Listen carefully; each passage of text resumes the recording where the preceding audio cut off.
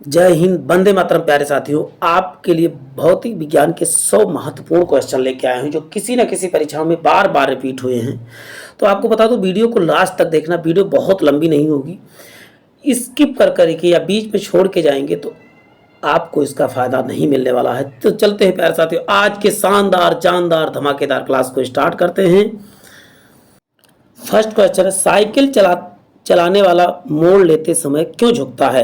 पहला से साइकिल और आदमी की गति समान होनी चाहिए, वरना साइकिल फिसल जाएगी। दूसरा, वह झुकता है ताकि गुरुत्व केंद्र आधार केंद्र के अंदर बना रहे, उसे गिरने से जा सके। वह झुकता है ताकि वह वक्र मार्ग से चलने वाले पहियों को जब दबाव डाला जा सके। तीसरा, वह झुकता है ताकि वक्र की ओर तेजी से पार कर सके। तो इसका उत्तर प्यारे साथियों क्या हो जाएगा? इसका उत्तर हो जाएगा ऑप्शन बी करेक्ट हो जाएगा। यानी वह झुकता है क्योंकि गुरुत्व केंद्र से आधार के अंदर बना रहे और उसे गिरने से क्या है बचाया जा सकते हैं। यानी ऑप्शन इसका क्या हो जाएगा? बी करेक्ट हो जाएगा। चलते हैं नेक्स्ट क्वेश्चन देख लेते हैं। दूध से क्रीम निकालने में कौन सा बल लगता है? तो अपकेंद्री बल, अभिकेंद्री बल, अपकेंद्री बल या बाह्य बल? तो आपको बता दूं इसका उत्तर क्या हो जाएगा। दूध में क्रीम निकालते हैं तो क्या उसमें अपकेंद्री बल। आपको कैसे याद रखना है? जब भी आप दूध का माँ जी को आप माठा मथते देखे होंगे तो देखते हैं कि उसका छींटा बाहर की तरफ, जब भी बल बाहर की ओर लगे तो वहां पर अपकेंद्री बल होगा, और अंदर की ओर लगे तो क्या हो जाएगा? अभिकेंद्र। जैसे आपके मौत का कुआं क्या हो जाएगा? मौत के कुएं में कौन सा बल लगता है? तो आप बताओगे अभिकेंद्री बल लगता है। तो इसका उत्तर प्यारे साथी क्या हो जाएगा? ए करेक्ट हो जाएगा। अपकेंद्री बल यानी ऑप्शन ए करेक्ट है। चलते हैं नेक्स्ट क्वेश्चन देख लेते हैं। जब एक पत्थर को चांद की सतह से पृथ्वी पर लाया जाता है तो क्या प्रभाव पड़ेगा? आप एक चीज बता दो, कहीं पर आप जाइए, द्रव्यमान पर कोई प्रभाव नहीं पड़ेगा। किस पर प्रभाव पड़ेगा? केवल भार पे प्रतीत होगा। मतलब तुम्हारा हाड़ मांस, तुम चंद्रमा पे रहो, पृथ्वी पर रहो, कहीं पर भी हो, उतना ही रहेगा। तो इसका उत्तर क्या हो? द्रव्यमान, भार बदल जाएगा लेकिन द्रव्यमान में कोई परिवर्तन नहीं होगा। यानी ऑप्शन क्या हो जाएगा? बी करेक्ट हो जाएगा। चलते हैं नेक्स्ट क्वेश्चन देखते हैं प्यारे साथियों। किसी लिफ्ट में बैठे व्यक्ति को अपना भार कब अधिक मालूम होता है? जब लिफ्ट कहाँ जा रही हो, आप खुद अनुभव किए होंगे, जब कहाँ जा रही हो तो ऊपर जा रही हो। जब लिफ्ट त्वरित रूप से कहाँ जा रही हो? ऊपर जा रही है। ऑप्शन क्या हो जाएगा? बी करेक्ट हो जाएगा। साथों साथ आप कमेंट बॉक्स में आंसर देते रहेंगे तो बहुत मजा आएगा, और यदि आप गलतियां करते हैं तो गलतियों से आप सीखेंगे भी। चलते हैं नेक्स्ट क्वेश्चन देखते हैं। देखिए नेक्स्ट क्वेश्चन है, जब एक व्यक्ति का प्रत्यक्ष भार वास्तविक भार से कम महसूस होगा तो लिफ्ट कहाँ जा रही? तो आप क्या बताओगे? लिफ्ट त्वरित गति से यानी तेज गति से कहाँ? नीचे। जब भी आप कभी लिफ्ट में बैठ के तो ऐसा लगता है कि हमारा वजन क्या है? बड़ा हुआ महसूस। लेकिन यदि समान गति से ऊपर या नीचे जा रही होगी तो आपके भार पे कोई भी परिवर्तन नहीं होगा। इसको आपको गांठ मार लेना है। यदि कहा जाए किसका, लिफ्ट का जंजीर टूट जाए तो क्या होगा? आपका भार क्या हो जाएगा? शून्य हो जाएगा। बैठे हुए व्यक्ति का भार क्या हो जाएगा? शून्य हो जाएगा। चलते हैं नेक्स्ट क्वेश्चन देख लेते हैं। पृथ्वी की गुरुत्वाकर्षण का कितना भाग चंद्रमा के गुरुत्वाकर्षण के सबसे नजदीक है? तो आप क्या बताओगे? 1/6 भाग। कितना? 1/6। यानी कि यदि आप यहाँ 60 न्यूटन भार के हैं तो चंद्रमा पे जाके आप 10 न्यूटन के बचेंगे या 10 केजी के बचेंगे। कितना? यदि मैं कहता हूँ पृथ्वी पे आप कितना 60 हैं तो चंद्रमा पे कितना? 1/6। यानी कि कितने बचेंगे? तो आप बताओगे 10 केजी के ही बचेंगे। इतना आपको याद रखना।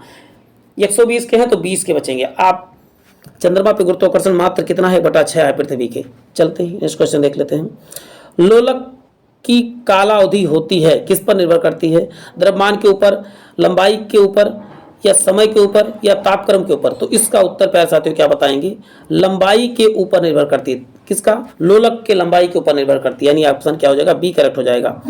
लोलक घड़ियां गर्मियों में सुस्त क्यों हो जाती हैं? प्यारे साथियों बहुत बेहतरीन क्वेश्चन ला रहा हूं। इसके लिए आपको क्या करना हो, चैनल को जरूर, जिन्होंने सब्सक्राइब नहीं किया चैनल को सब्सक्राइब करने के साथ साथ बेल आइकन जरूर दबाएं और वीडियो को लाइक जरूर किया करें। और यदि आपको सेशन अच्छा लगे प्यारा सा कमेंट जरूर किया करें। इससे हमको क्या होगा? मोटिवेशन मिलता रहेगा और आपको तो फायदा इससे सेशन से मिलने वाला है। और बता दूं, सभी सब्जेक्ट के 1000 प्लस क्वेश्चन चैनल पे पहले ही अपलोड किए जा चुके हैं, तो उसको भी चैनल पे विजिट करके देख लें। लोलक घड़ियां गर्मियों में सुस्त क्यों हो जाती है? गर्मियों के दिन लंबे होने के कारण ऐसा नहीं, कुंडली के घर्षण के कारण लोलक की लंबाई बढ़ जाती है। इससे दोलन काल उसका क्या होता है? बढ़ जाता है। लोलक की लंबाई आप देखते हो गर्मी के दिन में कोई भी धातु क्या होती है? उसकी लंबाई बढ़ जाती, बढ़ेगी तो उसमें क्या होगा? घड़ी सुस्त हो जाएगी। यानी ऑप्शन सी करेक्ट हो जाएगा। चलते हैं। किसी तरल सरल लोलक की लंबाई 4% बढ़ा दी जाए तो उसका आवर्तकाल क्या होगा? तो उसका आवर्तकाल आप क्या बताएंगे? 2% हो जाएगा। लोलक की लंबाई जब 4% तो उसका आवर्तकाल उसके आधा हो जाता है, यानी कि कितना हो जाएगा? तो आप बताओगे 2% होगा, यानी ऑप्शन बी करेक्ट हो जाएगा। चलते हैं प्यारे साथियों, नेक्स्ट क्वेश्चन देखते हैं। पासर विकृति तथा अनुदैर्ध्य विकृति के अनुपात को क्या कहते हैं? तो इसका उत्तर प्यारे साथियों क्या हो जाएगा? प्लासो पासो अनुपात कहा जाता है। पासर विकृति अनुदैर्ध्य विकृति को क्या बोलते हैं? पासो विकृति कहा अनुपात कहा जाता है। ऑप्शन ए करेक्ट हो जाएगा। आपके लिए इतने जबरदस्त क्वेश्चन ला रहा हूँ, आपका इतना कर्तव्य बनता है वीडियो को लाइक तो कर ही दिया करें, इतना तो आप कर ही सकते हैं। वर्षा की बूंदें गोलाकार क्यों होती है? तो आप क्या बताओगे? तो आप बताओगे सतही तनाव के यानी पृष्ठ तनाव के कारण से होती है, यानी सरफेस टेंशन के, यानी ऑप्शन ए करेक्ट हो जाएगा। वर्षा की बूंदी किसके भांति कार्य करती है? तो अवतल अंश की भांति प्रतीत होती हैं। तेल की दीप की बत्ती तेल किसके कारण से ऊपर उठता है? तो जब भी किसी तरल का ऊपर उठेगा किसी माध्यम से तो आप उसका होगा केशिका क्रिया या केशकत्व, या इसी को बोलते हैं कैपिलरी, यानी ऑप्शन क्या हो जाएगा? बी करेक्ट हो जाएगा। कौन सा आंसर हो जाएगा? बी करेक्ट हो जाएगा। केशिकत्व इसी को कैपिलरी कहा जाता है। चलते हैं, श्यानता किसकी इकाई है? श्यानता इकाई किसकी है? तो आप बताओगे पॉइज की। पॉइज श्यानता की इकाई क्या है? पॉइज भी होता है और डेका पॉइज भी होता है। तो इसका उत्तर क्या हो जाएगा? आप बताओगे ऑप्शन ए करेक्ट हो जाएगा। उत्प्लावकता से संबंधित वैज्ञानिक कौन से हैं? उत्प्लावकता का सिद्धांत किसने दिया था? तो आप क्या बताओगे? आर्किमिडीज ने जो है उत्प्लावक या तैरने का नियम किसने दिया था? तो आप बताओगे आर्किमिडीज ने ही दिया था। और तैरने का नियम न्यूटन के किस नियम पर आधारित? तो आप क्या बताओगे? न्यूटन के तृतीय, ता से तैरना, ता से न्यूटन के तृतीय नियम आप याद कर सकते हैं। चलते हैं, नेक्स्ट क्वेश्चन देख लेते हैं। महान वैज्ञानिक आर्किमिडीज संबंधित है किससे? किस देश से? तो आप क्या बताओगे? इसका उत्तर डायरेक्ट हम बता देते हैं किससे, तो आप बताओगे ग्रीस से, यानी ऑप्शन डी करेक्ट हो जाएगा। चलते हैं, ध्वनि तरंगों की प्रकृति कैसी होती है? ध्वनि तरंगें कैसी होती है? तो आप क्या बताओ? ध्वनि तरंगें जो होती हैं अनुदैर्ध्य तरंगें होती हैं। अनुदैर्ध्य तरंगें क्या होती हैं? ये तरंगें समांतर चलती, लंबवत चलती हैं, समांतर चलती, जबकि अनुप्रस्थ तरंगें क्या होती हैं? तो आप बताओगे लंबवत गति करती हैं, लंबवत। अनुदैर्ध्य तरंगे कैसे? तो आप बताओगे समांतर। चलते हैं, नेक्स्ट क्वेश्चन देखते हैं। अब ये बताए प्रकाश तरंगे कैसी तरंगे? तो प्रकाश तरंगे जो है अनुप्रस्थ तरंगे, इतना आपको याद रखना। प्रकाश तरंगे कैसी तरंगे हैं? तो प्रकाश तरंगे आप बताओगे अनुदैर्ध्य तरंगे हैं, अनुप्रस्थ तरंगे हैं। चलते हैं, नेक्स्ट क्वेश्चन देख लेते हैं। कुल विद्युत चुंबकीय तरंगे कितने? तो विद्युत चुंबकीय तरंगों की संख्या क्या है? 7 है। एक्स रे किस प्रकार की तरंग है? तो आप बताओगे एक्स रे, गामा रे, ये सभी क्या है? तो आप बताओगे विद्युत चुंबकीय तरंगे होती हैं। इंफ्रारेड, ये सभी क्या हो जाएंगी? तो आप बताओगे विद्युत चुंबकीय तरंगे हो जाएंगी। विद्युत चुंबकीय तरंगों की संख्या किसने? तो आप बताओगे 7 होती है। अपने उड़ान पथ से अवरोधकों को पहचान के लिए चमगादड़ निम्नलिखित में से किस तरंग का प्रयोग किया करता है? तो आप बताओगे परासर्व तरंगे का प्रयोग कौन करता है? तो बताओगे। या शिकार करने के लिए चमगादड़ किस तरंग का प्रयोग करता है? तो आप क्या बताओगे? परासर्व तरंग या इंफ्रासोनिक वेव, यानी ऑप्शन बी करेक्ट हो जाएगा। चलते हैं, नेक्स्ट क्वेश्चन। परासर्व ध्वनियां निम्नलिखित, परासर्व ध्वनि की आवृत्ति कितनी होती है? ध्वनि आवृत्ति को 3 भागों में बांटा गया है। एक होता है अवश्रव्य, श्रव्य और परासर्व। तो इस पर परासर्व ध्वनियों की कितनी आवृत्ति होती है? तो 20,000 हर्ट्ज से अधिक। कितना? 20,000, यानी ऑप्शन ए करेक्ट हो जाएगा। अब बताइए अवश्रव्य, अवश्रव्य कितनी होती है? तो 0 से 20।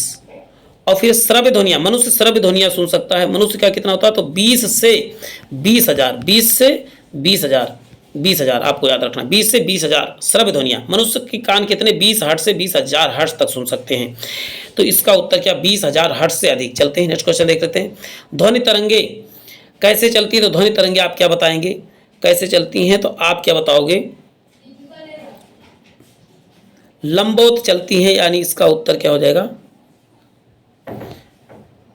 उत्तर क्या हो जाएगा? तो आप बताओगे ए हो जाएगा। जबकि प्रकाश तरंगे कैसी चलती है? तो आप बताओगे समांतर चलती हैं। चलते हैं, नेक्स्ट क्वेश्चन देख लेते हैं।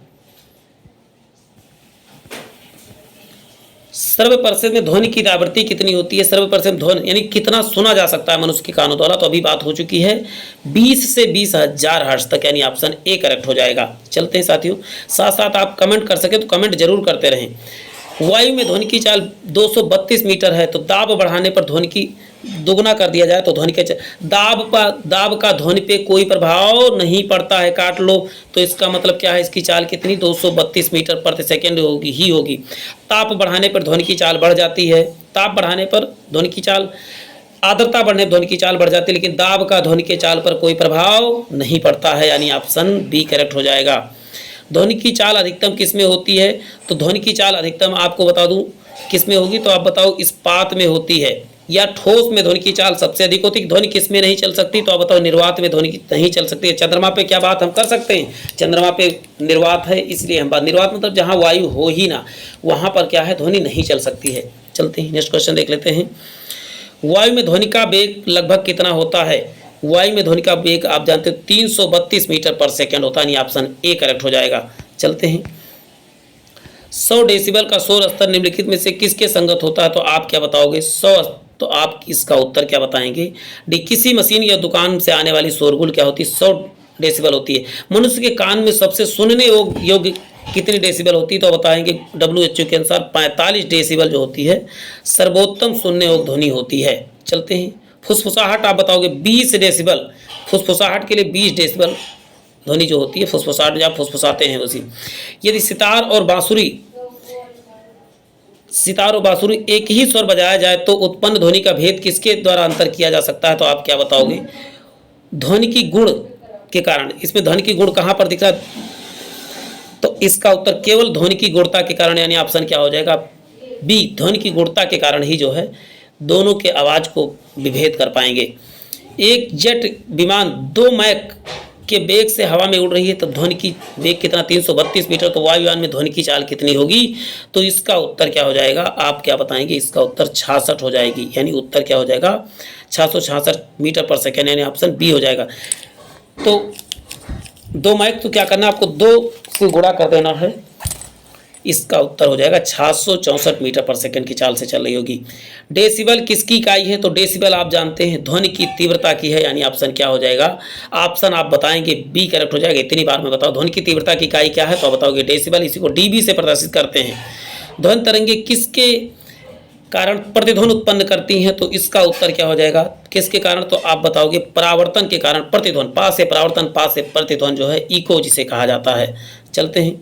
सोनार अधिकांशतः प्रयोग में लाया जाता है किसमें? सोनार आप जानते हैं किसमें? नौ संचालकों द्वारा, यानी समुद्री जहाजों में किसका प्रयोग करते हैं? तो बताओ सोनार। जबकि हवाई जहाज किसका प्रयोग करते हैं रास्ता पता करने? तो रडार का प्रयोग करते हैं। चलते हैं नेक्स्ट क्वेश्चन देख लेते हैं।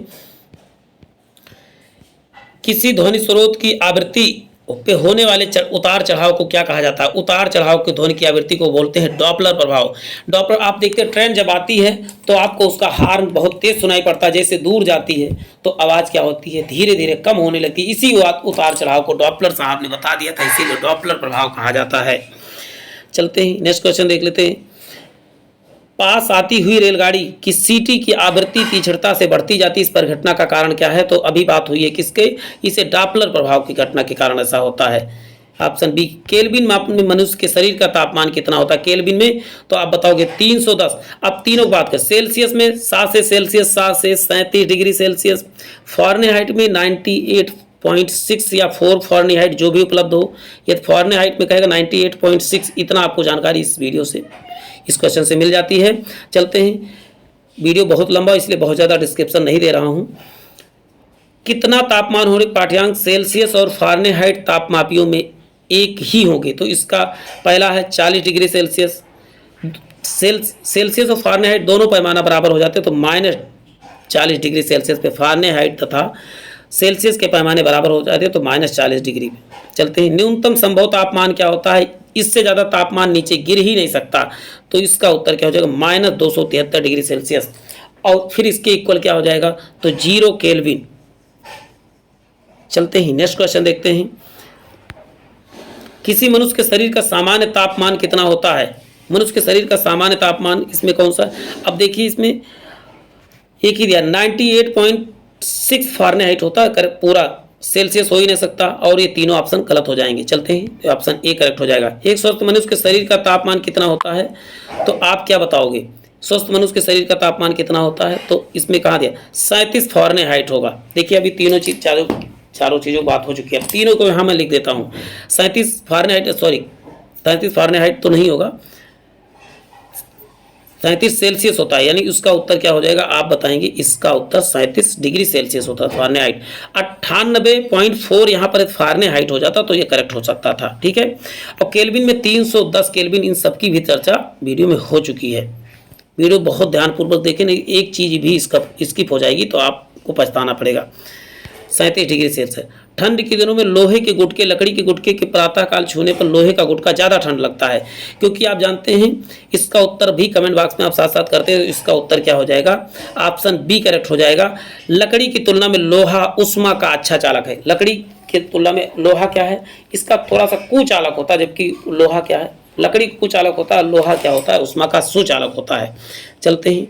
आणविक संचलन के द्वारा उष्मा का संचरण क्या कहलाता है? चालन कहलाता है, संवहन कहलाता है, विकिरण कहलाता है, प्रकीर्णन कहलाता है। तो इसका उत्तर क्या हो जाएगा? संवहन कहलाता है। आणविक संचलन के द्वारा उष्मा का संचरण यानी उष्मा का चलना क्या कहलाता है? तो आप बताओगे संवहन कहलाता है, यानी कन्वेक्शन कहलाता है। नेक्स्ट क्वेश्चन देखते हैं। निम्नलिखित द्रवों में से कौन सा उष्मा का बहुत अच्छा चालक है? पारा है, पानी है, ईथर है, बेंजीन। तो आप जानते हैं उष्मा का सबसे अच्छा चालक कौन? तो आप बताएंगे पारा। थर्मामीटर में बुखार पता करने के लिए पारा का ही प्रयोग किया जाता है ना, तो इसका उत्तर पारा हो जाएगा। चलते हैं नेक्स्ट क्वेश्चन देख लेते हैं। समान मोटाई वाले कपड़े दो परत उसके दोगुना मोटाई वाले परत से अधिक आवरण प्रदान करता है, तो इसका क्या कारण है? दोनों परतें के बीच क्या है? वायु की एक जो है संपुटित वायु की एक परत बन जाती है, जो उष्मारोधी के रूप में कार्य करती है। यानी ऑप्शन क्या हो जाएगा? देखिए सीरीज 2014 में पूछा गया है। चलते हैं नेक्स्ट क्वेश्चन देखते हैं। ग्रीष्म काल में हमें सफेद वस्त्र धारण करने की सलाह क्यों दी जाती है? क्योंकि आप जानते हैं सफेद वस्त्र ताप का क्या है? कम अवशोषण करते हैं। यानी ऑप्शन क्या हो जाएगा? सी करेक्ट हो। जबकि काले वस्त्र जो है उष्मा का अधिक अवशोषण करते हैं। चलते हैं नेक्स्ट क्वेश्चन देखते हैं। न्यून तापमानों का अनुप्रयोग होता है किसमें? क्रायोजेनिक या इंजन आपने सुना होगा, किसमें प्रयोग होता है? तो आप क्या बताओगे?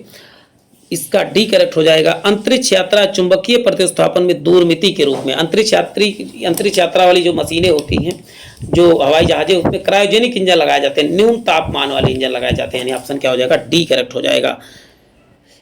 तेज हवा वाली रात्रि में ओस क्यों नहीं बनती? क्योंकि आप जानते हैं वाष्पीकरण की दर क्या हो जाती है? सभी जो हवा होती है वो वाष्पीकृत हो जाती है। इसी का वाष्पीकरण का देर क्या होता है? तेज हो जाता है। इसी कारण से जो होता है ओस नहीं बनते हैं। चलते हैं।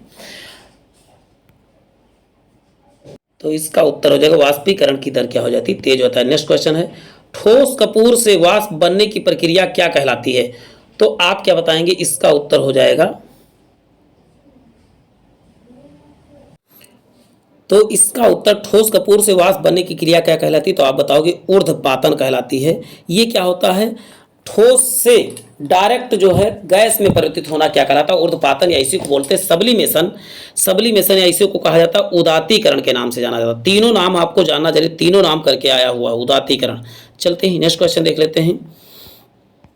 मनुष्य आर्द्रता से परेशानी महसूस करता है, निम्न में से उपयुक्त कारण क्या है? इस समय देख रहे हैं बरसात का महीना है, इसमें आर्द्रता बहुत ज़्यादा रहती है, पसीना बहुत अधिक होता है इस कारण से। तो इसका उत्तर क्या हो जाएगा? आप क्या बताएंगे? इसका उत्तर हो जाएगा पसीना की आर्द्रता के कारण क्या होता है? वाष्पित नहीं हो पाता। इसका उत्तर सी करेक्ट हो जाता है। चलते हैं नेक्स्ट क्वेश्चन देखते हैं। किसी द्रव का उसके क्वथनांक से पूर्व वाष्प में बदलने की प्रक्रिया क्या कहलाती है? तो इसका उत्तर क्या कहलाएंगे? वाष्पीकरण कहलाती है। आप देखते हैं उबलने लगता है, उसके पहले ही भाप बनने लगता है, इस प्रक्रिया को क्या बोलते हैं? वाष्पीकरण कहलाता है। यानी ऑप्शन क्या हो जाएगा? तो आप बताओगे ऑप्शन ए करेक्ट हो जाएगा। इवेपोरेशन ऑप्शन को कहा वाष्पीकरण को। पहाड़ों पर पानी निम्नलिखित में से किस ताप पर उबलने लगता है? तो पहाड़ों पर पानी किसके?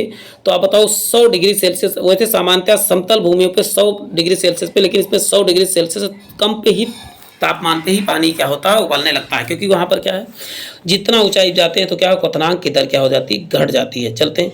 भाप से हाथ अधिक जलता है अपेक्षाकृत उबलने जल से। तो इसका उत्तर क्या हो जाएगा?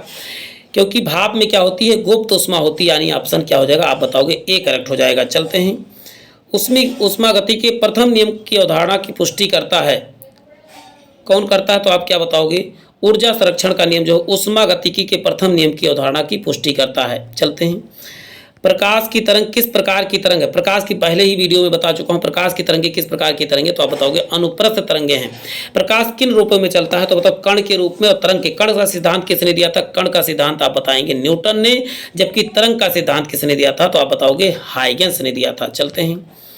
प्रकाश की विकिरण की प्रकृति कैसी होती, तो आप क्या बताओगे, तरंग और कण दोनों के समान होती है, यानी ऑप्शन क्या हो जाएगा, इसका सी करेक्ट हो जाएगा। अभी बात हो चुकी, कण तथा तरंग दोनों के समान होती है। माध्यम के तापमान में वृद्धि के साथ प्रकाश की गति क्या होती है, प्रकाश की गति आपको बता दूं बढ़ती है माध्यम के तापमान की वृद्धि होने पर, ऑप्शन क्या हो जाएगा, ए करेक्ट हो जाएगा। प्रकाश की गति कितनी होती, तो आपको बता दूं 3 गुणे 10⁸ मीटर प्रति सेकेंड होता है। तो इसमें उत्तर क्या हो जाएगा, 3 गुणे 8 मीटर पर सेकेंड क्या हो जाएगा, इसका उत्तर सी करेक्ट हो जाएगा। चलते हैं नेक्स्ट क्वेश्चन देखते हैं प्यारे साथियों। सूर्य ग्रहण कब होता है, सूर्य ग्रहण कब होता है, आपको एक ट्रिक बता रहा हूं। सूर्य निकलता है तो क्या छा जाती है, तो आप बताओगे समा छा जाती है, समा, SMA। यस से क्या हो जाएगा सन, और मा से क्या हो जाएगा मून, और ए से क्या हो जाएगा अर्थ। जब सूर्य तथा पृथ्वी के बीच, अर्थ के बीच क्या आता है, मून आ जाता है। अब देखिए यहाँ पर सूर्य और पृथ्वी के बीच कहाँ लिखा है, सूर्य चंद्रमा, सूर्य के बीच पृथ्वी नहीं, गलत है। सूर्य चंद्रमा के बीच पृथ्वी बिल्कुल गलत है। पृथ्वी और चंद्रमा के बीच अर्थ आ जाता नहीं, सूर्य और चंद्रमा की, सूर्य और पृथ्वी के बीच कहाँ पर ऑप्शन है, सूर्य चंद्रमा व पृथ्वी एक सीध में हो, बिल्कुल नहीं। सूर्य चंद्रमा और पृथ्वी, सूर्य पृथ्वी चंद्रमा और सूर्य के बीच गलत है। सूर्य चंद्रमा और पृथ्वी के बीच आ जाता है, सूर्य जो है चंद्रमा, ये भी गलत। चंद्रमा जब, ये पहला करेक्ट है, देखिए पहला ध्यान ही नहीं दिए। चंद्रमा क्या है, सूर्य और पृथ्वी के बीच आ जाए, देखिए चंद्रमा क्या है, बीच में है, यही तो बात किया गया। चंद्रमा जब सूर्य और पृथ्वी के बीच आती है तो कौन सा होता है, तो बताओगे सूर्य ग्रहण होता है। अब इसी बात कहा जाए चंद्र ग्रहण। अच्छा चंद्र ग्रहण क्या होता है, शाम होने पर चंद्र ग्रहण होता है, तो यस ए यम याद कीजिए। चंद्र ग्रहण यस से क्या होगा, तो यस आप बताओगे क्या हो जाएगा, तो यस सन और मून के बीच जब क्या आ जाए, अर्थ आ जाए यानी पृथ्वी आ जाए, तो उसे बोलते हैं चंद्र ग्रहण। चंद्र ग्रहण कब लगता है, तो बताओ पूर्णिमा के दिन, और सूर्य ग्रहण जो होता है अमावस्या के दिन लगता है। चंद्र ग्रहण किस दिन घटता है, अभी बात हुई है, तो आप बताओगे अमावस्या के दिन। जबकि सूर्य ग्रहण आप क्या बताओगे,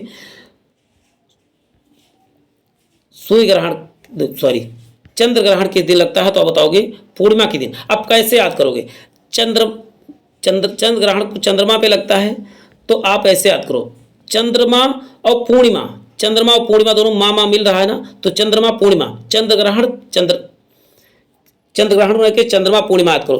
पूर्णिमा के दिन क्या होता है, चंद्र ग्रहण लगता है। जबकि अमावस्या के दिन सूर्य ग्रहण है, सूर्य याद करो, सूर्य में या होता है, अमावस्या में भी या होता है, ऐसे करके आप को रिलेट करके याद कर सकते हैं।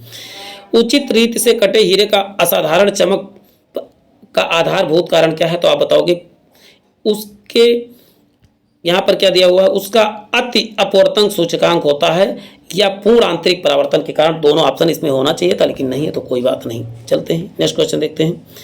जब एक कॉम्पैक्ट यानी CD को सूर्य के प्रकाश में देखी जाती है तो इंद्रधनुष के समान रंग दिखाई देता है, इसका कारण क्या हो सकता है, तो इसका आप क्या बताएंगे, तो इसका उत्तर आप क्या बताएंगे, इसका उत्तर एक परावर्तन अपवर्तन की दोनों घटनाएं जब एक साथ घटित होती हैं तो इंद्रधनुष बनता है। तो चाहे CD में भी कह सकते हो, CD में भी इंद्रधनुष की घटनाएं वाली ऑप्शन करेक्ट हो जाएगी। चलते हैं, किस गुणधर्म के कारण पानी भरे बर्तन की डुबोई गई छड़ी मुड़ी हुई प्रतीत होती, तो आप क्या बताओगे, जब भी ये घटना हो तो आप बताएं, भ्रम वाली घटना हो तो अपवर्तन ही होगा, तो इसका उत्तर क्या हो जाएगा, ऑप्शन ए करेक्ट हो जाएगा। परावर्तन आप जानते हैं, जैसे मृग मरीचिका का बनना जो है परावर्तन के कारण से होता है। स्टेथोस्कोप किस सिद्धांत पे करता है, जो डॉक्टर आला, तो बताओ परावर्तन के सिद्धांत पे ही कार्य करता है। तैरने का नियम उत्प्लावक नियम पर आधारित है। चलते हैं, एक समतल दर्पण की आपतित किरण 60 अंश की कोण बनाती है, तो परावर्तन कोण कितना होगा, तो परावर्तन कोण आप क्या बताओगे कितना होगा। परावर्तन तथा आपतित किरण, परावर्तन किरण दोनों का मान क्या होता है, बराबर होता है। इनका ऑप्शन बी करेक्ट हो जाए, इसको ध्यान रखना है। अपवर्तित तथा परावर्तन। नेक्स्ट है, अगर प्रकाश का आपतन कोण कितना हो, 90 अंश हो, तो अपवर्तन कोण 30 अंश हो, तो माध्यम का अपवर्तनीय सूचकांक कितना होता, तो आप क्या बताओगे 3 होता। आप क्या करो, आपतन कोण का अपवर्तन कोण से भाग दे दो, 90 का 30 से भाग दो, कितना आएगा 3। 3 कहाँ पर आपको दिख रहा है, तो 3 ऑप्शन सी में दिख रहा है। चलते हैं नेक्स्ट क्वेश्चन देख लेते हैं।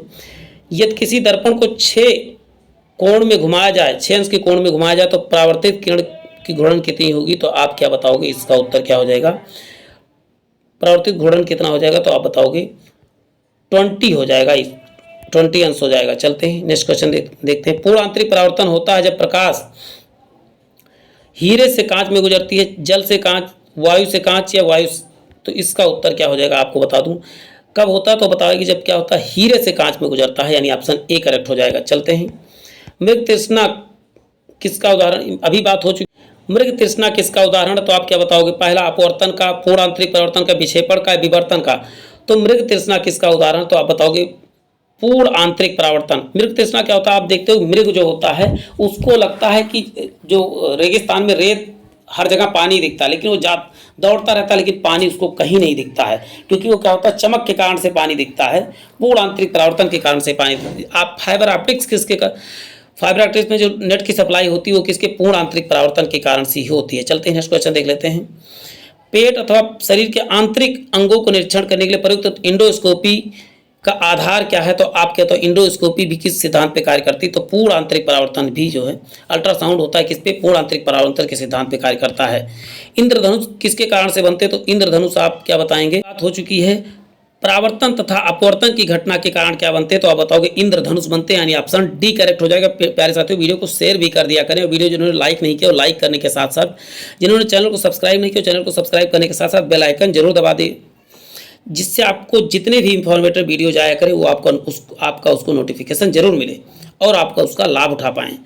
आकाश का रंग नीला प्रतीत होता है किसके कारण से, तो आप क्या बताओगे, प्रकीर्णन के कारण, प्रकाश के प्रकीर्णन के कारण आकाश का रंग क्या है, नीला दिखाई पड़ता है। यदि अंतरिक्ष यात्री को पृथ्वी ये वायुमंडल कैसे दिखता है, तो आप क्या बताओगे, ब्लैक या काला दिखता है। एक और कहा जाता है जो हवाई जहाज में ब्लैक बॉक्स का कलर कैसा होता है, तो आप बताओगे कैसा होता है, तो ऑरेंज होता है। चलते हैं नेक्स्ट क्वेश्चन देख लेते हैं। वायुमंडल में प्रकाश का विसरण क्या कारण क्या है, प्रकाश के विसरण होने के कारण क्या है, तो आप क्या बताओगे, धूल के कारण ही, धूल कण के कारण ही प्रकाश विसरित हो जाता है, यानी ऑप्शन बी करेक्ट हो जाएगा। खतरे के संकेतों के लिए लाल प्रकाश का प्रयोग किया जाता है, क्योंकि लाल प्रकाश का क्या होता है, प्रकीर्णन सबसे कम होता है, लाल प्रकाश का प्रकीर्णन सबसे कम होता है। क्यों, इसका क्या है, तरंग दैर्घ्य सबसे अधिक, तरंग दैर्घ्य मतलब तरंग की लंबाई की किसकी सबसे अधिक होती है, तो आप क्या बताओगे, लाल की। सबसे कम किसकी होती है, तो आप बताओगे बैगनी रंग की सबसे कम तरंग दैर्घ्य होता है। चलते हैं।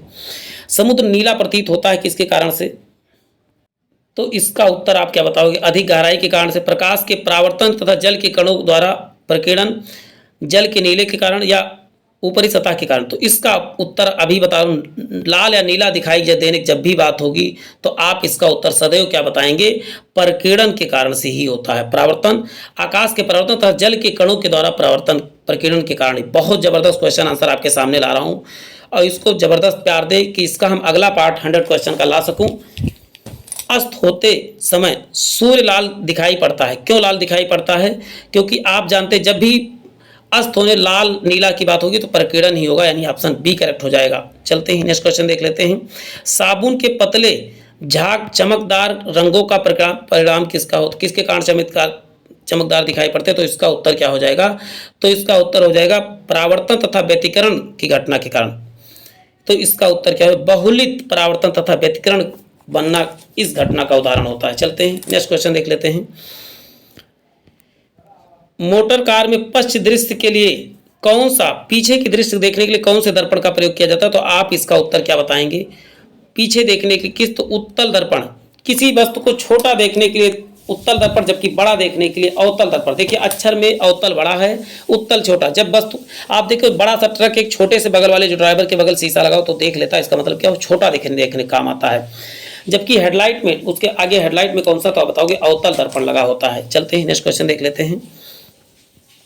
दाढ़ी बनाने के लिए काम में लेते हैं किसका, दाढ़ी में एक चीज बताए, दाढ़ी यदि उत्तल कौन सा ऐसा दर्पण लगाएं कि बड़ा दिखे हमको चेहरा, तो आप बताओगे बड़ा अक्षर किसमें, अवतल में जाता है, तो बड़ा दिखने के लिए किस दर्पण का प्रयोग करते हैं, तो अवतल दर्पण का प्रयोग, यानी ऑप्शन ए करेक्ट हो जाएगा।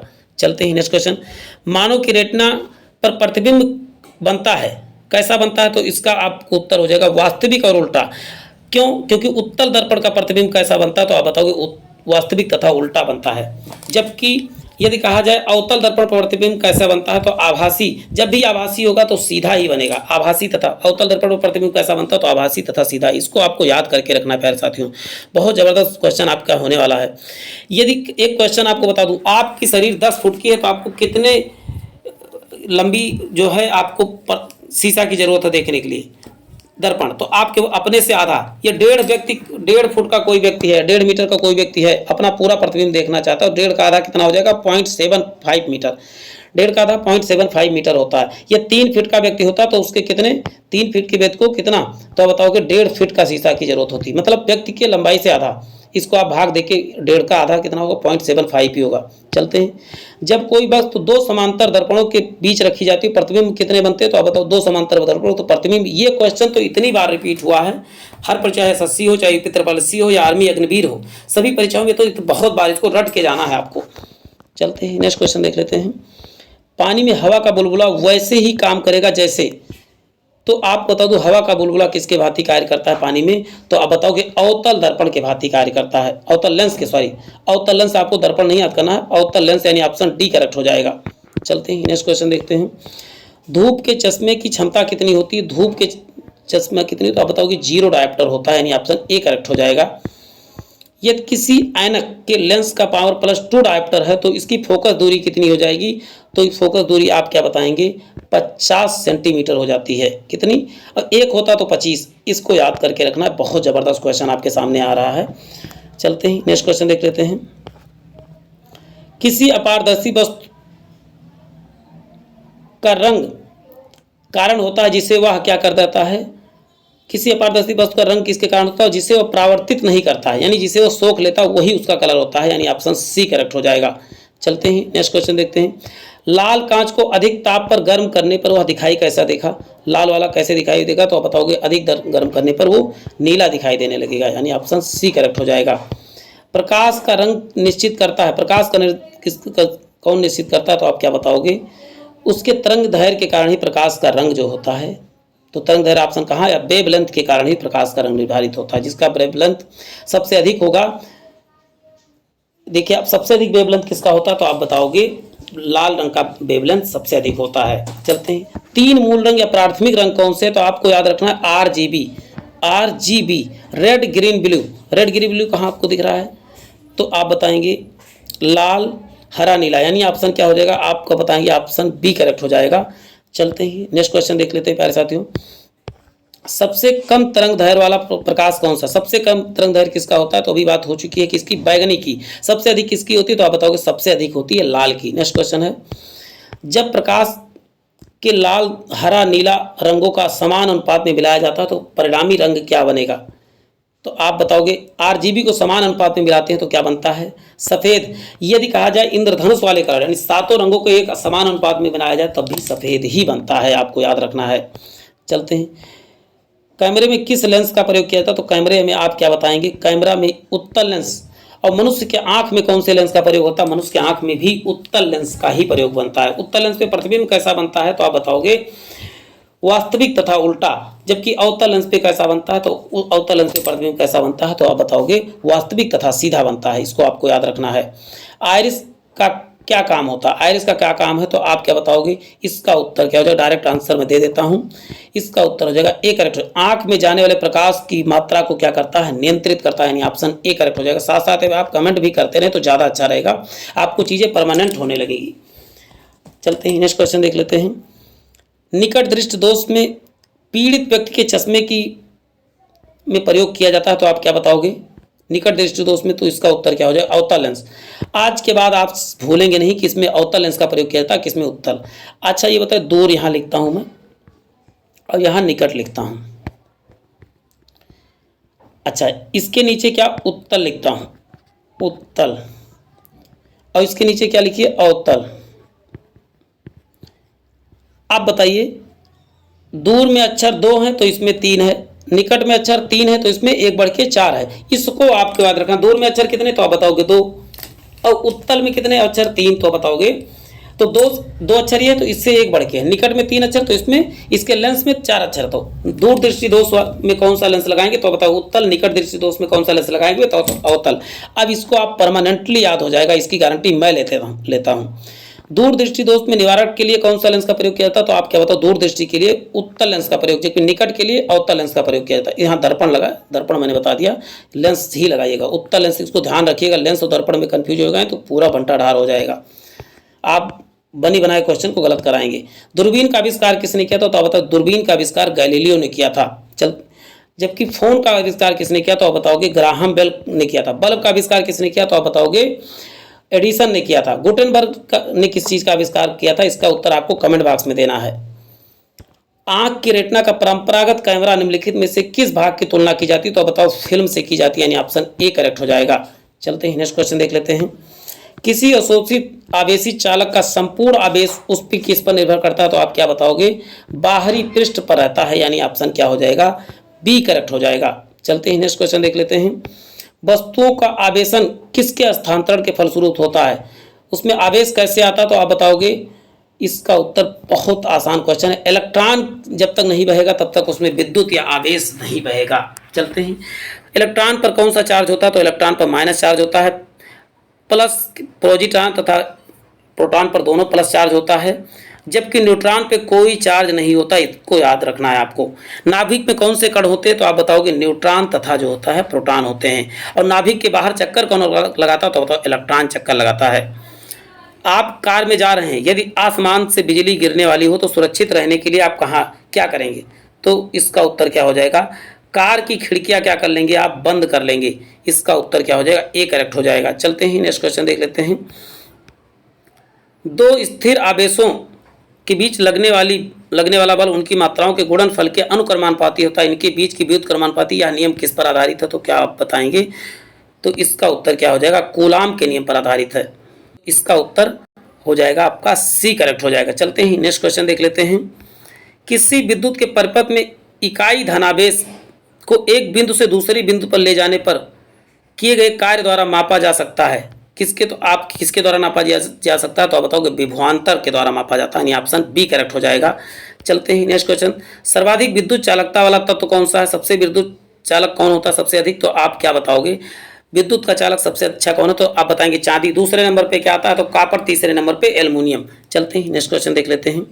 अति चालकता किसका लक्षण है, तो अति चालकता का लक्षण क्या बताओ, उसमें उच्च पारगम्यता होती है, यानी ऑप्शन क्या हो जाएगा ए करेक्ट हो जाएगा। अति चालकता में उच्च पारगम्यता होती है, पार करने की क्षमता अधिक होती है।